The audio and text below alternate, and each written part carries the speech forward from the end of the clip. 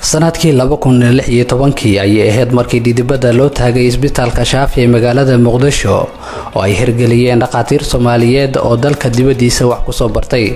isbitaalka ayaa waxa uu daboolay baahiyo dhanka caafimaadka oo bulshada Soomaaliyeed ay u hamuun qabeen helida goob caafimaad oo daboosha baahiyaha dhanka caafimaadka ee dalka ka jiray. isbitaalka Shaafi ee magaalada Muqdisho ayaa sida dhaqaatiirtu ay sheegeen isbitaalka kaliya ee fuliya qalliimada leesarka ka oo bulshada Soomaaliyeed ay u aadi jireen dalalka caalamka.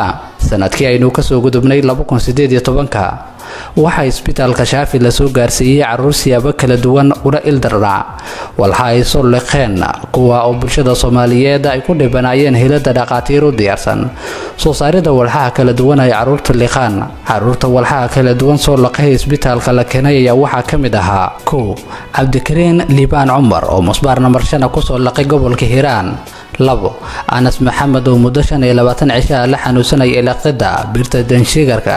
3 Ismahaan Ibrahim Maxamed oo magaalada Qardho ee gobolka Karkaar ku soo laqday biinka ay habluhu ku xidhaan xijaabka. 4 Cabdiraxmaan Cabdisamed Maxamuud oo soo laqay biinka ay habluhu ku xidhaan taraaxada.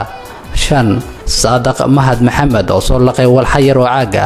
6 Khalid Cabdi Fitaah Maxamed oo soo laqay frimbiga ku dhex jira buufinta ay caruurtu ku ciyaaraan. badbaadinta caruurtaasi siyaabaha kala duwan wax u soo laqay ayaa waxa ka mahad celiyay bulshada Soomaaliyeed ee dalka dibadiisa u aadi jiray xaaladaha caafimaad iyadoona dhammaan qallimadaasi uu isbitaalka Shaafi ka fuliyay Dr. Shaafi Aadan Dirir oo ka mid ah dhaqaatiirta ka howlgasho isbitaalka Shaafi ee magaalada Muqdisho iyadoona intaasi oo idil ay daba socdeen howlaha caafimaad iyo qallimada kala duwan ee dhaqaatiirta ka howlgasho isbitaalka Shaafi oo hayaan bulshada Soomaaliyeed.